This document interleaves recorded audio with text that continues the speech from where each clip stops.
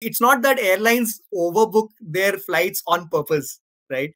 There is a reason why this happens. The reason is the inefficiencies, because everybody in the entire supply chain does not have the same view of that inventory. That's the core problem. And that is where, sort of, that was a light bulb moment for both of us when we were discussing these problems, that, okay, so that's exactly what the blockchain can do for them, right?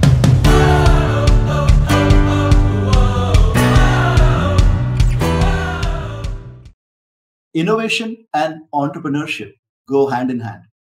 And blockchain is one such innovation of our times that's changing the way information is stored and secured. Ladies and gentlemen, boys and girls, welcome to another episode of Be Your Own Boss. Our guest this week is one such innovative entrepreneur, Nikhil Kulkarni, the founder of BUK Technology. That's BUK with written as BUK. And booktrips.com is a blockchain-based hotel booking and inventory distribution platform.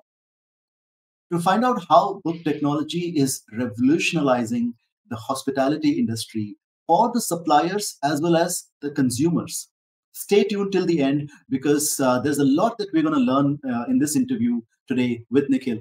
But by the way, if you're watching this on YouTube, and if you think that you can't invest an hour listening to this, watching this podcast, this whole episode in one go, listen to it on Spotify or any of your preferred podcast platforms, because that way you can listen to it while you're walking, running, you're at your gym, or you're cooking, whatever you're doing, or you're driving. You can listen to the podcast, and you'll not be, you don't have to sit in one place.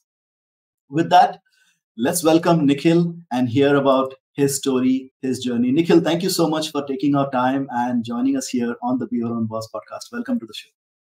Thank you, Sachin. Thank you for having me here. When I first heard about your podcast, it was almost like, something that I always wanted to happen, because I keep reading articles. I'm not so much of a podcast guy, but I keep reading articles and stuff. And I feel that entrepreneurship is sort of painted in a very wrong way across the globe. Like, there is so much glam that they add to it. They don't really talk about the journey of the entrepreneur. And I'm a big fan of an interviewer called Irfan. He does celebrity interviews, and he's beautiful. He talks about their life journey and what prompted them to become, say, actors or whatever they are. And I always used to feel that somebody should be doing this with entrepreneurs, especially normal entrepreneurs, like not the Mark Zuckerberg types, right? People who are just doing it and may not be very famous. And I think you're doing that. I think I commend you on what you're doing. It's a fantastic thing. Thank you so much. And that's exactly the purpose, to let people know the real life entrepreneurs and the journey, the actual challenges and the actual journey of this one. And not to scare away people, but also to tell people that this is exactly what it means to be an entrepreneur, and these are the challenges that you would face, and this is how people have overcome those challenges, so that other people can also do that. So, Nikhil, as we always do on the Be Your Own Boss podcast, let's start with your story, your journey, right from the beginning. Tell us about your parents, your siblings, your childhood memories. Where were you born? So I was born in Bhopal, born and brought up there. I was in Bhopal. I did my schooling there, and then ventured out to Bhilai for my engineering, and then came to Mumbai for my MBA. So I grew up in the BHEL township. So I have fond memories of the township days, and how we had people of all cultures, and it was like a melting pot. We got exposed to so much. And it was a fantastic lifestyle there. We used to go to the club with friends, play in the gully, play gully cricket in the colony. So those are things that are my memories. And Bhopal is a beautiful city. I think I would rate it at par with Zurich in terms of its natural beauty, because it's very similar. You have a lake, and then there is the city all around the lake, and then you have rest of the parts, and it's a city nestled in hills. So yeah, I mean, in fact, I sometimes feel that the fact that I live in Powai in Mumbai is because of my love for the lake and the hill sort of a thing, you know. So when I came to Mumbai, by chance, of course, I landed up in Powai because my MBA school was here, Yeah. and it felt pretty much like home for me. Yeah, So you have a and little bit of Bhopal, a flavor of Bhopal here in Powai. yeah, yeah. At least from a natural beauty perspective, it's pretty similar. So yeah, I think that's so. My father was with the BHEL. I have a younger brother. He's now with the Indian Army. Um, and yeah, I think it was a fantastic childhood. You know, we used to live in a quarter and used to have a garden around it, trees. Climb on trees. So I have all those memories where I would just climb on the tree, be alone, and daydream about being an entrepreneur. I mean, Oh, I wow. can actually go way back there when I was probably class 8 or 9 when I first thought that I want to be an entrepreneur. And, those are the memories. Wow. So right from childhood, you had this passion that you want to become an entrepreneur.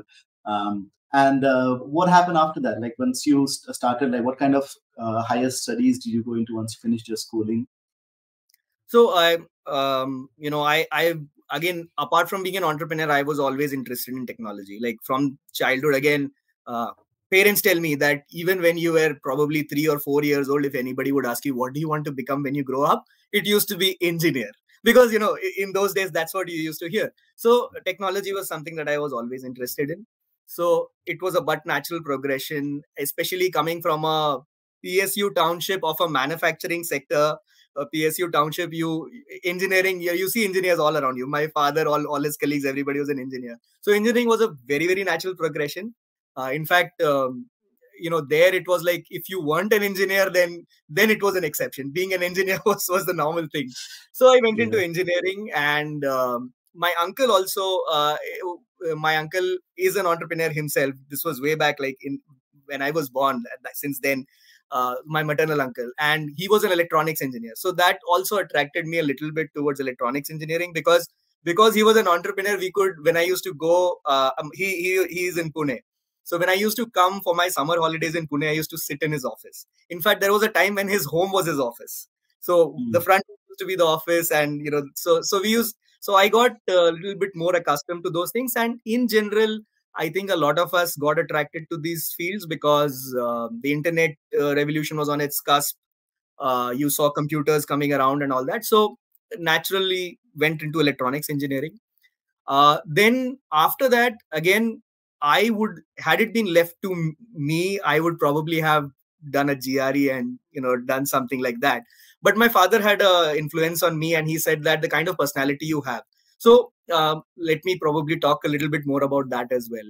So since childhood, I was pretty active in co-curriculars, extracurriculars. So whether it was the organizing the mohalla party during Holi, or whether it was in school, while there was no position called cultural secretary, but almost I was the de facto cultural secretary, whether it was organizing the morning assembly or organizing the annual function or whatever. uh, very interested in dramatics. So used to do a lot of those things. I was the editor of my school magazine. Got a lot of encouragement also from my teachers around in these areas. So I wasn't like the most brilliant student in class, but I was one of the favorite students of my teachers for these things, for these extracurricular things that I used to do. So given that background, when I was in my second year of engineering, and when my natural intention was to go and probably pursue another technical masters, my father said that if you look at your personality, it would be better if you pursued an MBA. It would suit you more. And honestly, I hadn't thought about it too much until that. And then I came back, and I was just chatting with a friend, and he was like, "Oh, so you never thought of doing an MBA?" I said, "No, I always wanted to, be a technical guy."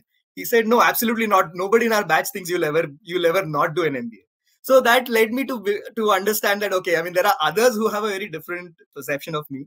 And that's when, and then I started taking it seriously. It was almost like till the end of third year of my engineering, I did not think about it, and then I got a little bit Mm. serious. And finally got into what is now IIM Mumbai, what was NITI back then.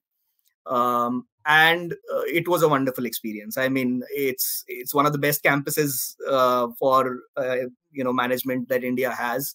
The great benefit is that only engineers would get into it until at that point of time. So all Yeah. of us were engineers, and it was quite a lot of fun in the campus. It again nestled amongst the hills. You have a lake on one side, and you have the campus itself is on a hill. Like, you literally Yeah. climb up 120 stairs to go from the hostel to the classroom. So Yeah. yeah, wonderful experience at that time. Awesome, awesome. And once you finished your MBA there in Mumbai, did you get into? Did you start something on your own directly, or were you? Did you get into a job? What kind of job? Yeah, I did get into a job, but so again, as I said, I always wanted to be an entrepreneur. So and there were a couple of friends who had similar this thing. So when I was in B school, um, we did something which is so back then internet was just coming of age in India, right? So when we came into the campus, that is when the campus itself got a broadband line. Mm, So it was all evolving. This is, you're talking about 2003, 2004. So we organized, along with my friend Hemant, who was there on your show earlier. We organized what is India's first business simulation games online, and it was a rage that year because at that time we got participation from 17 countries, something that was completely unheard of in those days. Right now probably it's much easier. So that was, I think, sort of an entrepreneurial venture for us. And yeah. then but of course, I mean, while we wanted to get into something, but we also realized that, number one, we wanted to probably learn more about industry business. We felt that we did try out a couple of ideas, but we couldn't progress to the point where we could get to executing them. And we realized Mm, that probably that's because we don't have enough experience to understand what does it take to execute one of the business ideas. um, Unlike probably today, when there is a lot more exposure, we weren't that exposed back then. mm, And secondly, I think this was also a time when India was growing very rapidly. Even now, it's growing rapidly, but you know, it was growing so rapidly that the kind of salaries that we were getting offered in campus were amazing. So you couldn't say no.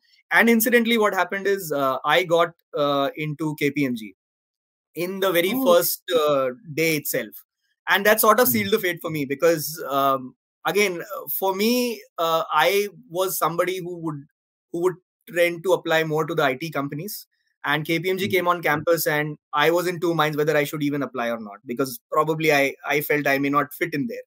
And then it was again a friend who said, oh, come on, I mean, how can you not apply to them? And I did end up applying, and as fate would have it, got selected.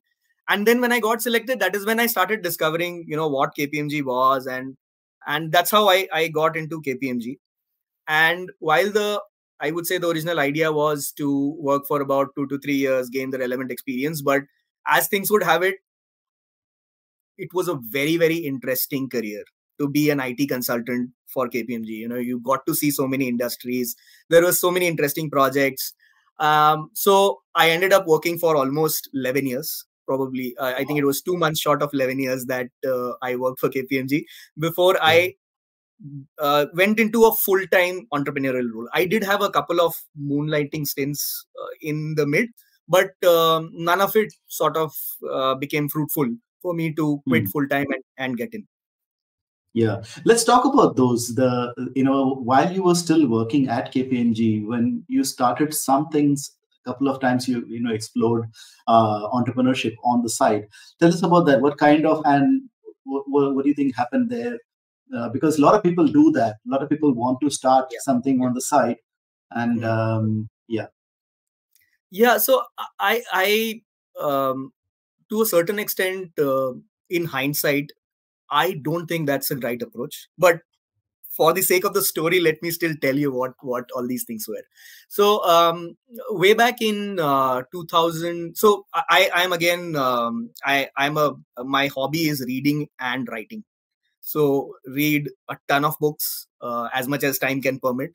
And again, way back from campus, as I said, internet revolution happened when we were in the B school, and all of us got hooked onto blogging.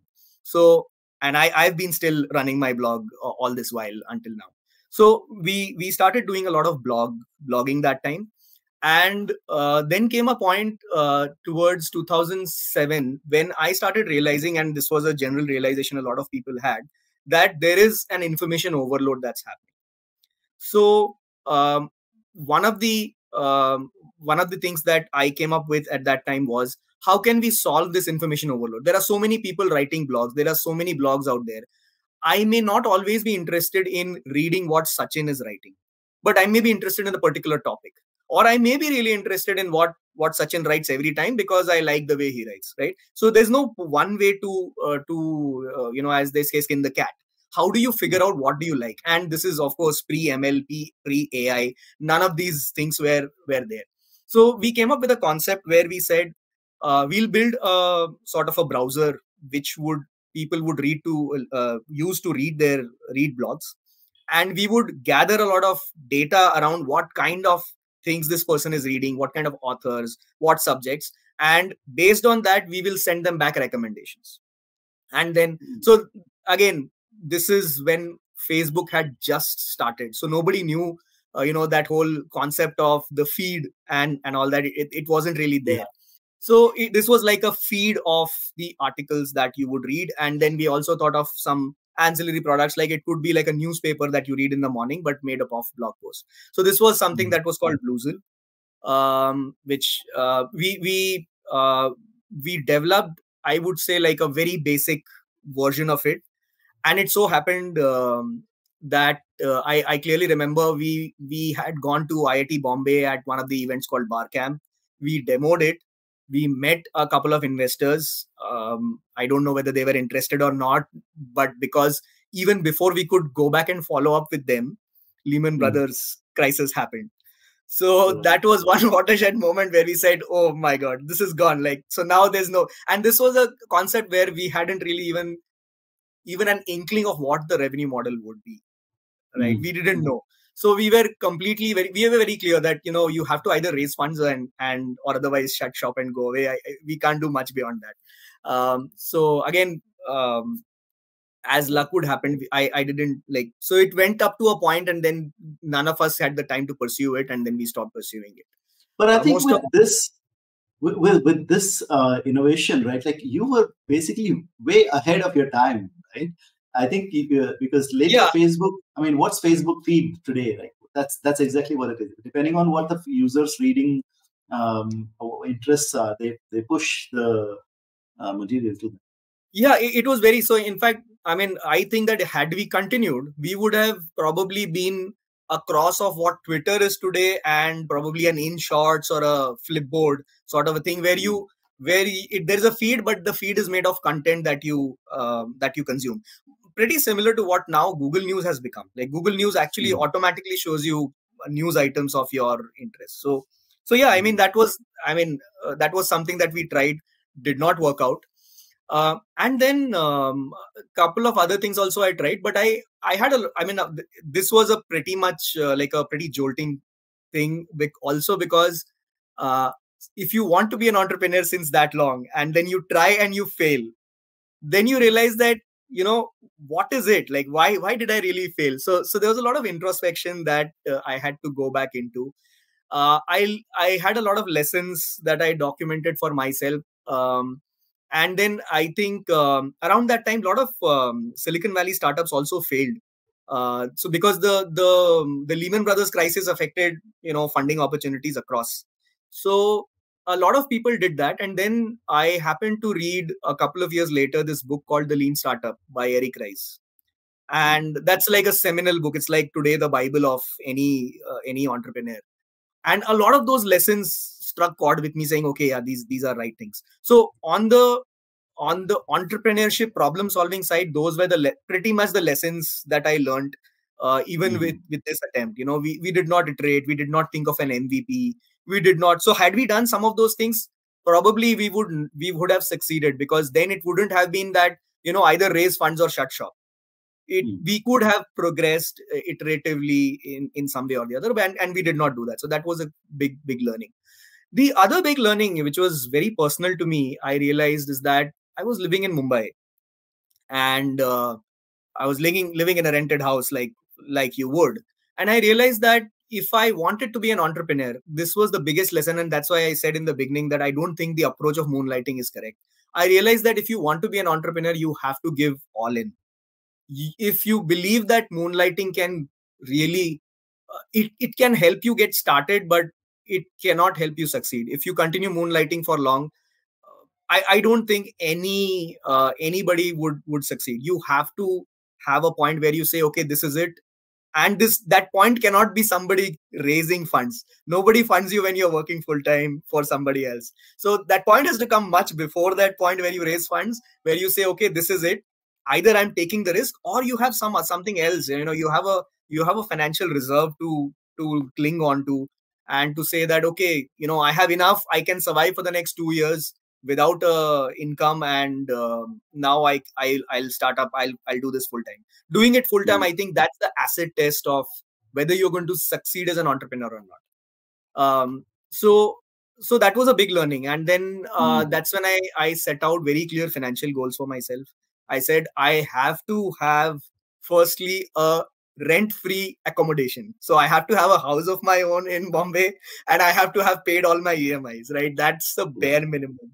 Then I need to have enough reserves so that I can take that plunge whenever it is. So that's, and I think that's what kept me going. So I think this happened probably about 4.5, 5 years into my career. For the next 5.5 years, this is what kept me going, saying you have a clear financial goal, go chase it, close it, and only then you jump. So that's what. And of course, I wouldn't say I had a extremely satisfying career with KPMG as well.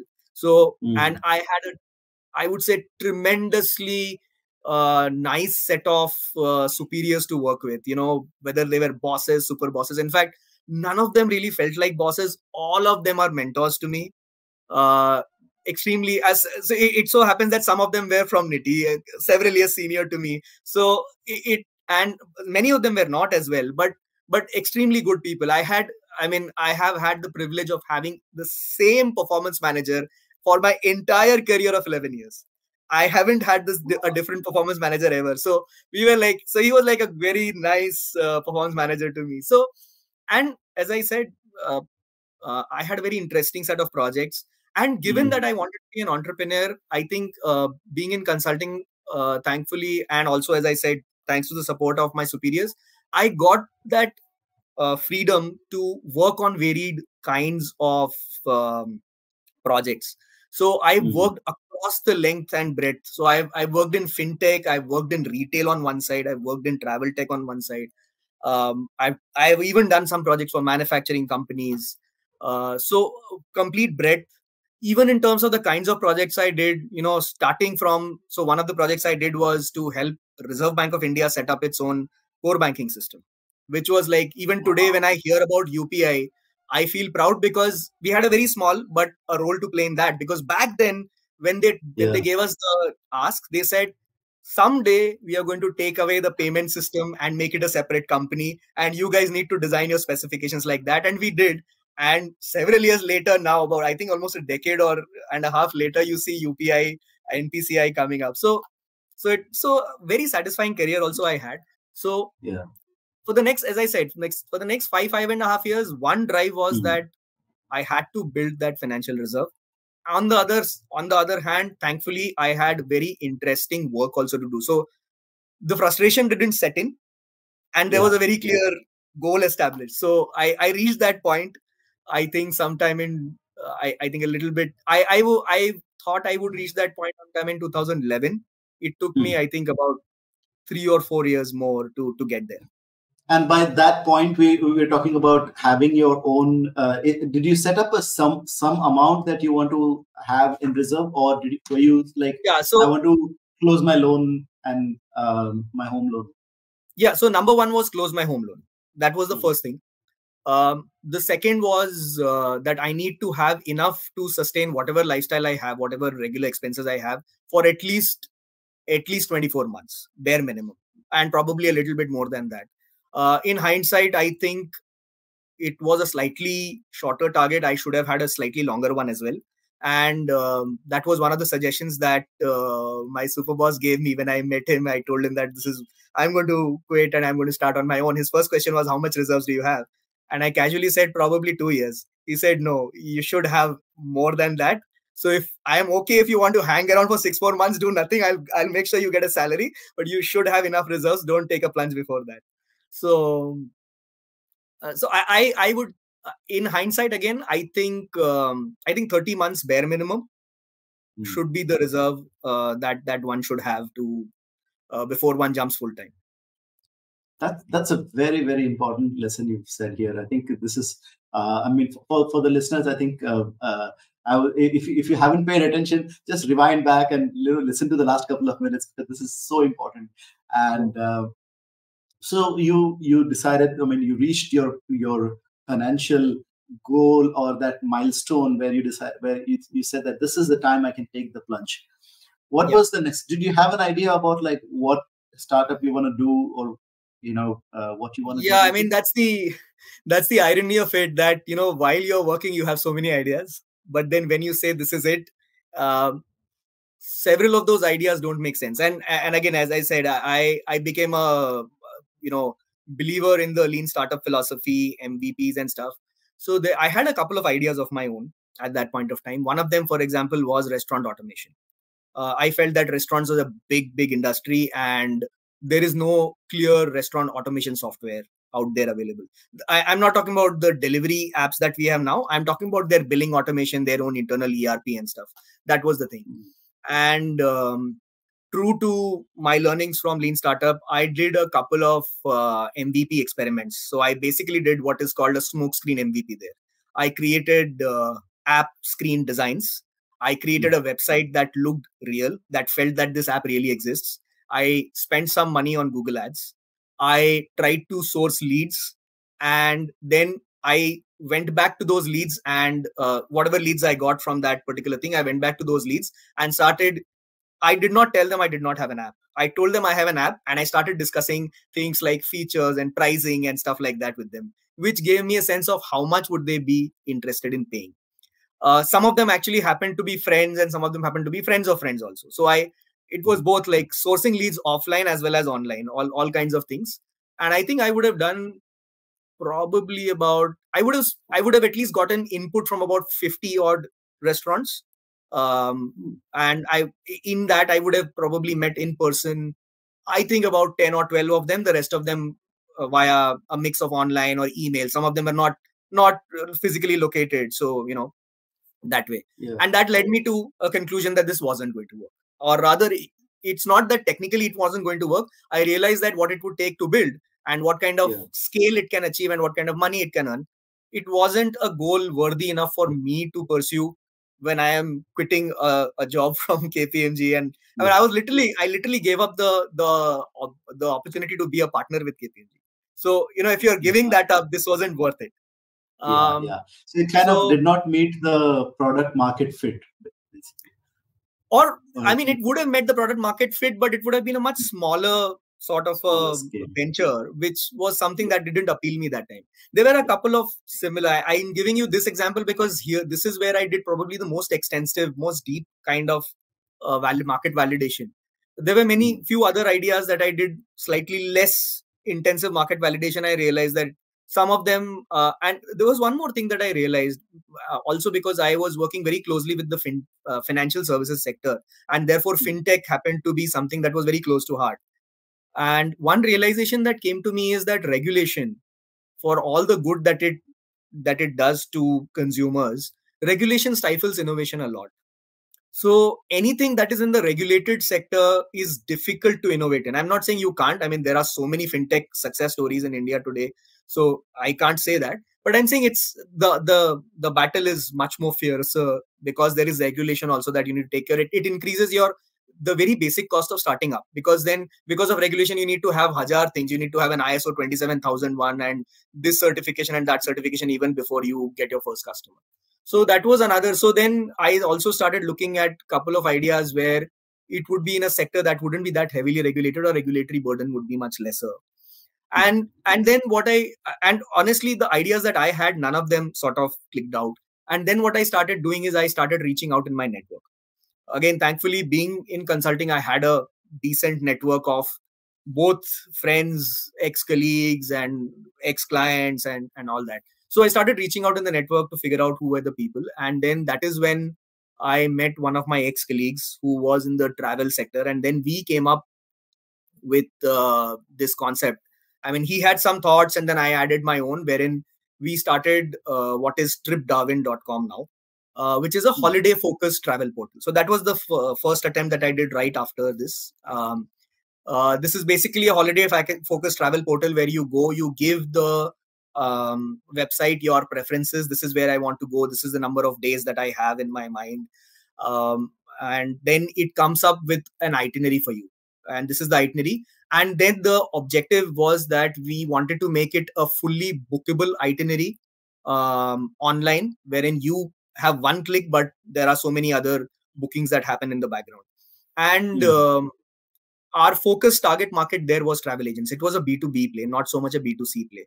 The reason being that a lot of this customized holiday, it happens through the help of a travel agent, because customers, not all customers are that aware. Like, not everybody is that well traveled, especially in India, if you look at tier 2, and even in metros and tier 1 cities, people are not that confident about international travel. So they typically tend to go to a travel agent.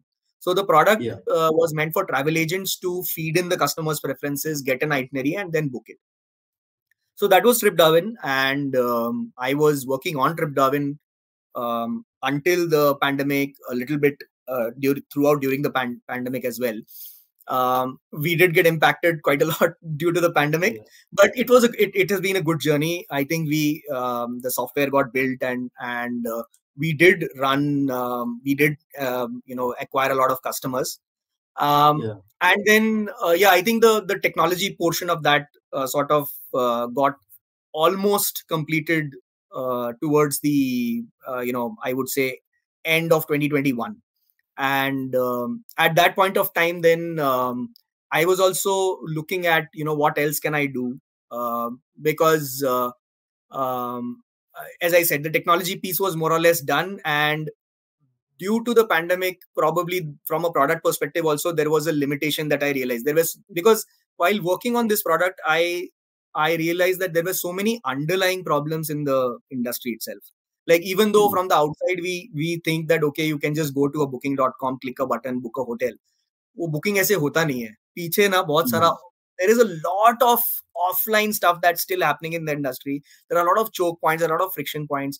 And I was feeling that those friction points need to get solved first for a concept like this to be more effective. While we did build it, but it wasn't effective enough. And so that is when I again got back with one of my batchmates who was coming out of a leadership position in a blockchain startup. And that is when we both came together, and then we realized that we both appreciated all these friction points that exist in the industry, and a lot of them could be solved with the blockchain. But so that's, I think that's the next part. But why I'm telling you this is to answer the question about whether I had ideas of my own. So to answer that, one, I did have ideas of my own. I did validate some of them. But ultimately, what came to my rescue was the network. Because when I realized that none of my own ideas are going to work out, then I said, okay, let's reach out to people. And both the previous one and this one, both came to me thanks to my network, wherein I went out and I spoke to people. And then, or in this case, probably he spoke to me first before I could speak to him, whatever. But essentially, because of the network, I came across the idea, and then it sparked. Brilliant. And I think this is an important part here. Like, the journey of the product, the final company that you built. Like, there is a lot of initial ideas, trying out different things. And by the way, one of the terms that you mentioned is MVP. And for the listeners, I mean, in case if you're not aware of this term, MVP stands for minimum viable product. So it's a concept of where you create a smaller version of just bare minimum that can a functional, workable product, that you put that product in the hands of the customer so that you can test out, kind of test the waters and just figure out how the product works, and then you build on top of that. So, and you did that. You did that with the yeah. If I can Yeah, Nikhil, intervene go a ahead. little bit, a lot Yeah. of times when we talk about the MVP and we say it's a smaller version of what we build, that is also sometimes I would say a misnomer, because the kind of MVPs that people can try out are not even smaller versions of the product. They are not at all the product itself sometimes. So, for example, the most famous stories of Zappos, where all that this guy did is took photographs of shoes, put them up on a website when he had nothing, and when people ordered, then he would go to an actual store, buy that shoe, and then ship it to those people. So you don't even need a product. Sometimes the MVP can be something which is so. At the bottom line, if there is a mechanism you can use to directly sell to people, that's the MVP. Whatever you can use to sell to people is the MVP. I think I can go on this. I take a class at the institute as well for students, just like that, to cover this concept so that they are very clear on this. But I think there is a tons of videos on YouTube on MVPs. People should look at that. Everybody who wants to be an entrepreneur should know what this is, because many times I feel that, and I have been guilty of it in when I did the Bluezil thing way back, and even now many times I get burdened by that fact ki, "Arey, this much you'll have to build. This is like the bare minimum. Iske bina to ho hi nahi sakta." And then I have to jolt myself back saying, no, how can you make that assumption? There must be something even smaller that you can do. Let's try to do something less and less. So I think it's a very MVP is something that's very, very important to understand properly.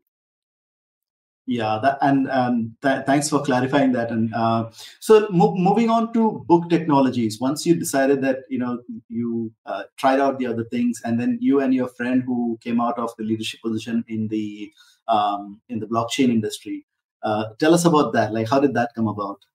The BUK Sure. So, Technologies. as I said, I was just, my role at TripDarwin, I was realizing that the product build is more or less done, and I can do something else. And I also realized that what we had built was built, but it was so clunky because the underlying infrastructure was so clunky. And at the same time, Arul, who's my co-founder at BUK, he was coming out of Polytrade, which was just a blockchain-based lending platform. And both of us have been watching the blockchain space for quite some time, and he's been much more active trader investor. I've been a more long-term passive sort of an investor, but been in that space for quite some time. And I believe in the core concept of the blockchain, which is that it can really transform things a lot from across the field, like from governance on one side to every other industry on the earth. And that's when we said that, okay, what's broken? And what's broken is that, as I said, when you actually go out to book a flight ticket or you book a hotel room, in the background is an architecture that was literally built in the 60s and 70s, not even the 90s. A lot of this infrastructure was built when mainframes were first introduced to this industry. And even today, so many airlines still run on mainframes. Of course, fine. It's okay for them, for their core infrastructure to run on mainframes, because of the sort of mission critical life and death question that, at least from the airlines perspective, they have. But the distribution infrastructure still runs on that. So even today, you have these concepts where hotels or airlines, they are distributing things not directly to consumer, but through a middle party. And the middle party does play a role, whether it's an offline travel agent, whether it is an online portal, but whatever it is, they play a very important role of acquiring customers and providing customer service. But then why should the distribution be that broken? So what happens a lot of times is, a hotel would pre-contract a part of their inventory to a middle party. That middle party will then sell to hotel portals. Some of that inventory would get directly contracted by the online portal from the hotel. Some of that inventory would come through an intermediary. Some of that inventory would come through another OTA to this OTA. So, for example, a Make My Trip has a strong base in India. So they have direct relationships with hotels in India. But when it comes to say them acquiring hotel inventory for, say, Croatia, they would rely on another OTA or something, a middle party, which is called bed bank in the industry term. And sometimes by the time the inventory reaches the end customer, it had already hopped maybe 3 or 4 times. And as I said, each layer in between, it's not completely useless. Some of them play the role of providing customer support. Some of them play the role of improving the pricing liquidity in the market. Like otherwise, you would always find hotels sold out, or you would always have a situation where the hotel is not earning enough margins, or they don't have any margin protection, or they don't have any protection in terms of revenue assurance. So each of these players plays a role, but apart from the role that they play, the distribution is so broken that many times when you book a hotel room on the portal, the hotel doesn't come to know of it until you walk into the front desk and tell them, this is my booking ID. And then they look it up in the system. And then they say, sorry, we are overbooked. Or sorry, we don't have your booking. I'm sure people have had that experience where you walk in and they say, sorry, we don't have your booking. And then, you call up your travel agent and they call their agents. And then somehow you try to figure out. Many times it doesn't work out. And this happens with airlines as well. I mean, overbooking with airlines has become a big buzzword last couple of months. So again, as I said, the industry is not responsible. It's not that airlines overbook their flights on purpose, right? There is a Yeah. reason why this happens. The reason is the inefficiencies, because everybody in the entire supply chain does not have the same view of that inventory. That's the core problem. And that is where, sort of, that was a light bulb moment for both of us when we were discussing these problems, that, okay, so that's exactly what the blockchain can do for them, right? So the entire distribution layer, if you were to put it on the blockchain, so the moment the hotel sells the room to anybody, to an intermediate party, to a travel portal, or to an end customer, let's put that on the blockchain. And now, if it does, it have to get sold to another party in between? Okay, fine. Let that transaction also happen on the blockchain, and let the next transaction also happen on the blockchain. So while you don't eliminate any intermediaries, but you make the entire system visible to everyone, so everybody knows where the inventory is sitting, how much inventory is sitting, more importantly, what price it is getting traded at. That's a very important thing for hotels to do their own revenue management, or for the OTA also, the travel portals also, to do their own revenue management, saying this is the price at which this is selling. So that can help a lot of things, and that's exactly what we are building. That is what BUK Technology as a company is building. We are building what we are calling the BUK protocol. The protocol is going to be the underlying inventory layer. It is a protocol on the blockchain that will allow all the parties in the hospitality or travel ecosystem to put their inventory and to transact their inventory. And then we want to have other applications built on top of this protocol. So booktrips.com, as you said, that is like the first demonstration application that we have built. It's the POC that we have built on top of the BUK protocol to say, this is how hotels booking would happen on the BUK protocol. But our long-term vision is to build the entire protocol and then open it up via APIs and SDKs to developers and other parties, so that any kind of travel inventory can be sort of transacted on this protocol. So are you planning to build more platforms like booktrip.com, or you are kind of inviting other people to build it based on the APIs that you give? So the long-term objective is to have other people come and build on top of it. But if it is to demonstrate the power of it, we might build a few others. For example, Book Trips is a hotel booking platform right now. We may build something called a marketplace, which will be a trading platform for hotel bookings. So it could be a trading platform where a travel portal can come and buy inventory directly from the hotel or indirectly from another middle party. And they could sort of transact based on certain set of predefined criteria, saying, if you are going to give me a confirmation of these many rooms through the season, then this is the rate. If you're going to give me less than that, then this higher rate is applicable. And then, so again, automated contracting marketplace sort of a thing we could build. So again, we haven't really made the decision upfront that we will not build everything, but we would build it only if others don't build it and we feel that, we need to build something to demonstrate, saying this can be done. Now come and build copies of this. So that's the whole that's the whole objective. So That's I mean, yeah, sort of we want to be like the you know like the internet itself, but for this sector in particular. yeah. That's brilliant, because not only you're building what you're building, but you're also opening up like a whole economy here for other people to kind of build and create. Now there is also there is one thing I want to ask about the trading part, but before we come to that, what's the revenue model here in your business? I mean, how do you generate revenue? Yeah, so it's going to be pretty straightforward. For every transaction that happens, we are going to make a commission. So we will have a commission for the first buy that happens on the platform. And then for every trade also, we'll have small commissions. In fact, in our business model, in our own revenue model, we have also built a revenue model for the seller. So let's take hotel as an example. Every time a trade happens, our proposition is that we'll give 1% of the trade also back to the hotel. So let's say the hotel sells its inventory at $100 and then it gets traded three times for 120, 130, and 150. The hotel would get 1%. So 1.3, 1.5, 1.2. The sum of that also the hotel will get. And the objective why we are doing this is firstly to make sure that the hotel is a participant in that trading that happens, but also that this is a very direct way in which the hotel gets visibility into the pricing that's going on the chain. So they know exactly what their hotel finally sold out for and what is this person who's walking in paid for it. Got it. Yeah.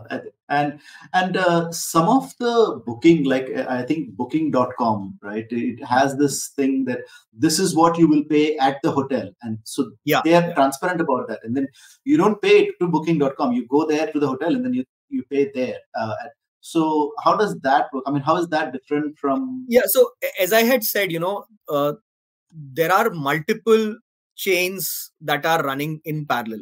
So every hotel, the typical, I would say, industry statistic is that anywhere between 15 and 40% of the inventory is getting sold through the OTAs, which could be a directly contracted. So booking.com in this case has directly contracted with the hotel.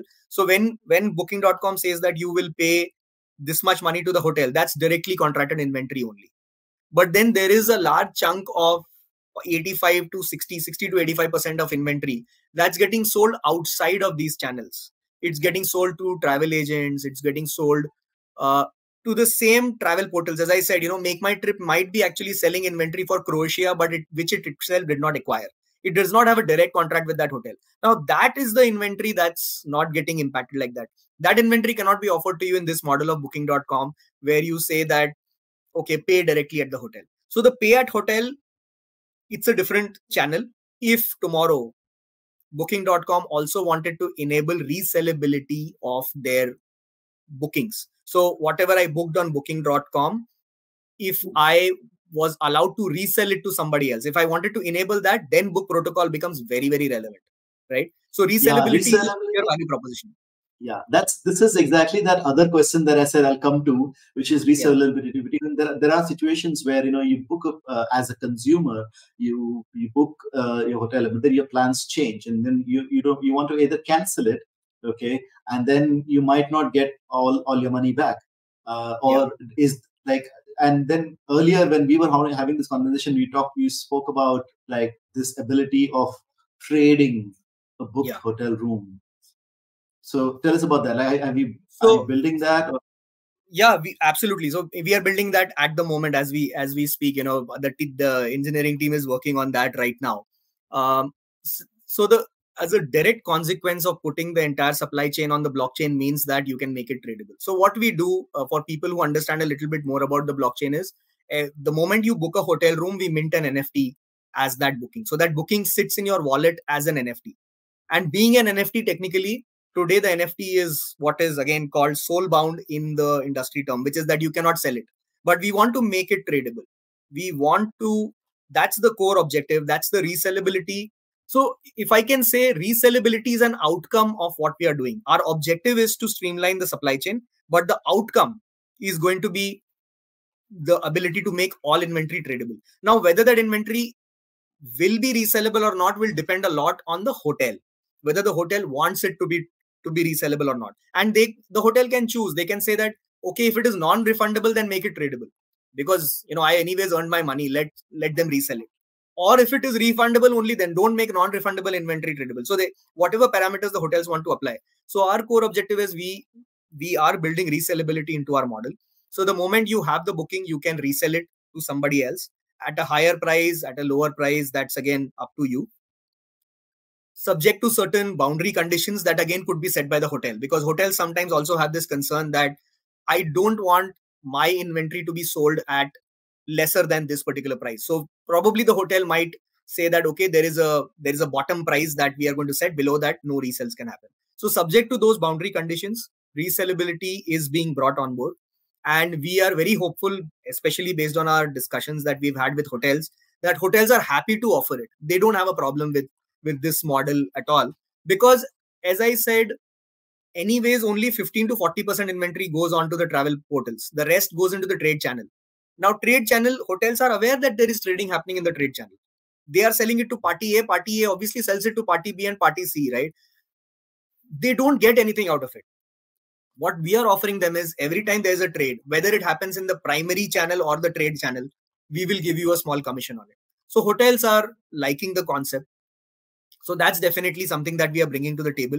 And we do hope that we can make as much inventory as possible available to the end consumer for trade. While we know that this already happens in the travel trade world, we would love to have this as consumers.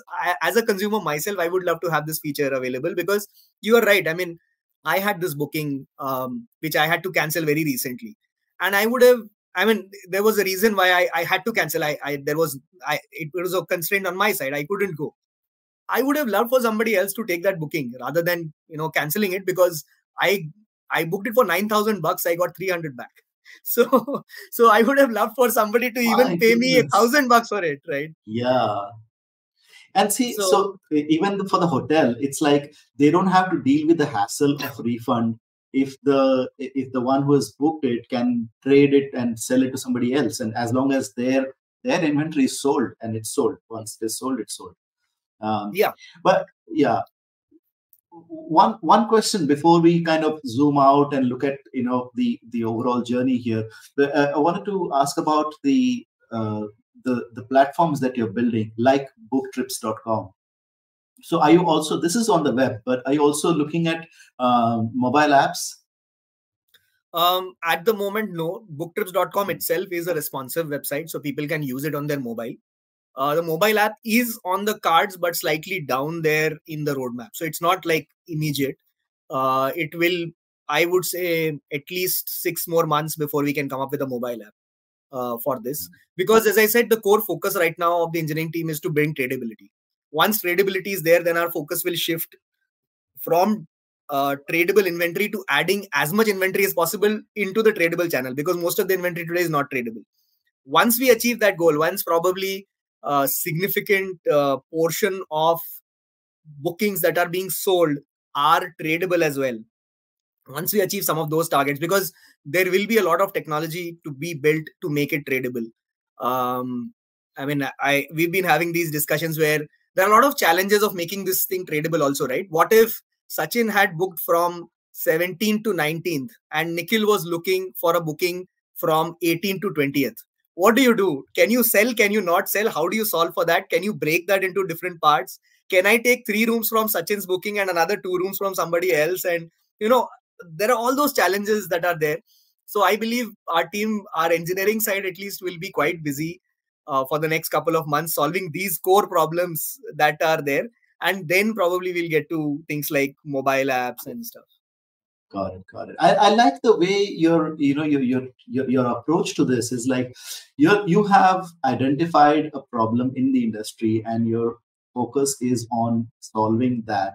Um, Now, looking at this, looking at the kind of the way you do business and the way you started doing business way early in the morning. I mean, early in the in your journey, right? Like when you started with toyed with a couple of ideas and things like that. Mm. Having gone through this whole journey and having learned what you have learned today, what would be your advice to people who are either working at a job and want to be entrepreneurs, want to start a business in the travel industry in this particular or the hospitality industry?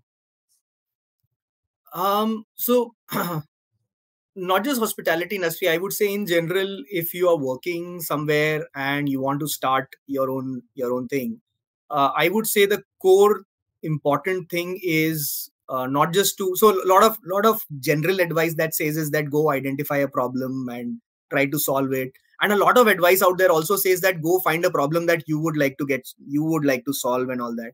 But often what might happen is, especially in the B2B world, uh, the problem may not be that closer home. You may not be able to relate to those problems. So I think one of the things I would say is, of course, to go out there and keep an eye on what are the problems out there. You may or may not really be a direct beneficiary. So, for example, the problem that I am talking about, right? The part that reselling will help the end consumer is very close to heart. But we did not start there. We started at a very different point where we said, what are the problems? Distribution is convoluted and there are multiple parties, and then every party's goals are not aligned. And how do you align their goals? We started from a much more, I would say, the output looks far more simple than the problem that we started with. So, so I think that distillation of that problem into a solution takes some time, and therefore, what is very important is for all of them to go and figure out what are those issues, what are the core issues, and then maybe build from there, Yeah. rather than always try to look out for a simple problem to solve, which typically it will become. If you follow that advice that scratch your own itch, that's the general advice that people get. If you go with that philosophy, then there is a high likelihood that you may be working on something too simple, and that may not necessarily be the core thing that justifies. I think the other thing also is about where you are in the journey of life as well, I would say. I mean, as I said, when I was probably 1 or 2 years into my career, the kind of problems that I tried to attack were very different. Then as I said, when I was ready to quit and I tried out that idea of restaurant automation, it looked like a worthy problem to solve to begin with, and I started looking at it. But then when I looked at the kind of scale it could achieve, it didn't appeal me, saying, it's not big enough for me to. I have done something bigger things. Of course, I mean, you can also say that statement with a lot of hubris. I'm not saying it from that perspective. Yeah. I'm saying Totally. where I was in my life, the kind of needs and the kind of uh, point where I was both financially and in general in your life, that wasn't the problem that I necessarily set out to. I felt that I could solve at that scale which I wanted to. So I think a lot also depends. For people who are younger and who are early on in their career, uh, probably it's important to not necessarily focus on the scale of the problem, but on whether you are the right person to solve the problem. For people who are slightly later, I think scale becomes important. So these are all like very questions that one needs to ponder on. Uh, do I want to start something which just scratches my own itch, or do I want to start something that has an impact? How big should it be? Do I really want to make a career out of this? Then there are many others, right? Do you want to be a career entrepreneur, or do you want? I'll give you an example. One of my juniors, I just know of this story anecdotally from the professors. One of my juniors, several years junior to me, he got selected into a corporate life from campus, but was very passionate about comic books. Then, along with his friends, they realized that there weren't enough good comics for adults. I'm not saying adult comics, comics for adults. It you know. So, for example, the manga kind of things, right? You don't Yeah. have so many of them anymore. Dilbert, or Yeah, Dilbert. Dilbert kind of things and all that. Yeah. So, so what he did is, they couple of friends came together. They started a, a comic studio. They created a few comics. They started them, and then they found another company who were ready to acquire them. They sold that company, and this guy went back to SAP, and he's been in SAP for the last decade or so since that point. So that's another very important thing. Sometimes, you look at this. This guy hit upon a problem that he knew how to solve. He solved the problem, And he didn't fall in love with that problem to run that company for his life. He realized that, okay, there was a point where he wanted to exited it, and went back into corporate life. So that's another very different kind of a lifestyle that one can think about um, So doing. different paths, different very different paths that you can take depending on the stage of life you're in. And I think, Yeah. Nikhil, you've brought in a very different, a very new perspective to entrepreneurship, which is not spoken about a lot. And glad you brought this up. And that's the scale part, right? Like, how big is the business that you're going to make, because not everything is worth your time always, depending on where you are. And I think this is very, very important. And there is one more lesson from your story that I'd like to remind the users here, the listeners here, is that when you decided that, okay, you want to be an entrepreneur, you set yourself a financial goal and you work towards it while you still were working and at your job, and you achieved that goal, and then you kind of you built your runway first, were disciplined enough to stay focused in your job, enjoyed your job while doing that, of course, but and then you built that runway, and then you took off from there, right? Yeah, I just want to add one sort of shameless plug here. You spoke about Dilbert, so just want to talk about something that I do along with two of my friends. So Hemant being one of them, another being Shubham. We run a webcomic. We've been running it since the B School days. It's called Arbit Comic. Arbit MBA .in is the URL. And we started it way back that time, making fun of the academic MBA things that we used to learn in campus, and it has now evolved into so many things. We make fun of what happens in the corporate world, what happens in the IT sector, what happens in real world, and all that. So, since you brought up Dilbert, you mentioned Dilbert, it just struck me that this is another thing Yeah, that probably I need to talk about. yeah, We've just, in fact, relaunched it after a hiatus of about 8-9 years. So, yeah. a couple of comics are out last 2-3 weeks. Oh, that's great. Actually, you know what? We're gonna include the link to that new Sure. comic strip in the show notes and in the description for YouTube. And here's another thing, on similar lines, like for people who are in your industry and your potential clients who are watching this and would like to connect with you, because now this is going to reach out to people.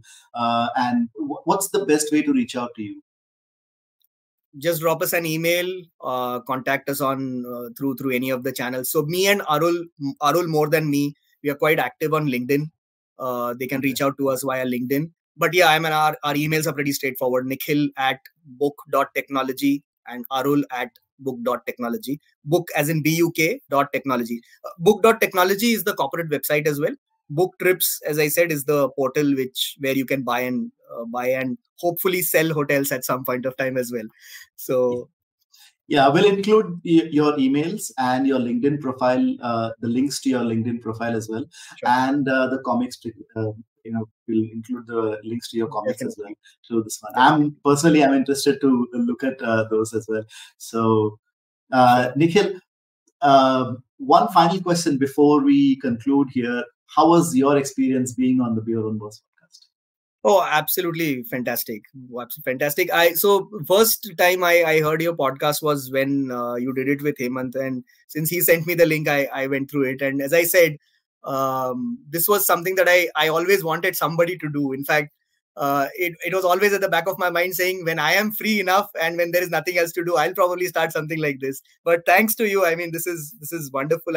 After that, I've been regularly listening to a couple of podcasts, and I think very insightful. I think there are two things that I love about this. To me, as an entrepreneur, it is a very nice morale boosting sort of a thing, because then you hear about other people's stories and you realize that everybody else has similar struggles as you, and sort of, so it's like a feeling of camaraderie with them.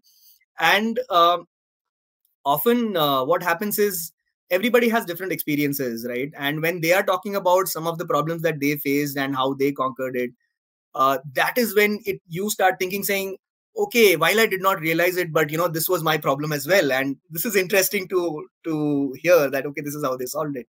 So Yeah. really Yeah, you useful. find solutions as well. And by the way, talking of community, there is also a BYOB community, and the link to that community is in the description. I always include that link, so you can the link to join the WhatsApp group is in the description of this YouTube video. So you can click on it, and even on the show notes for on other platforms, there is that link is always there. So you can click on it and it will join the BYOB community.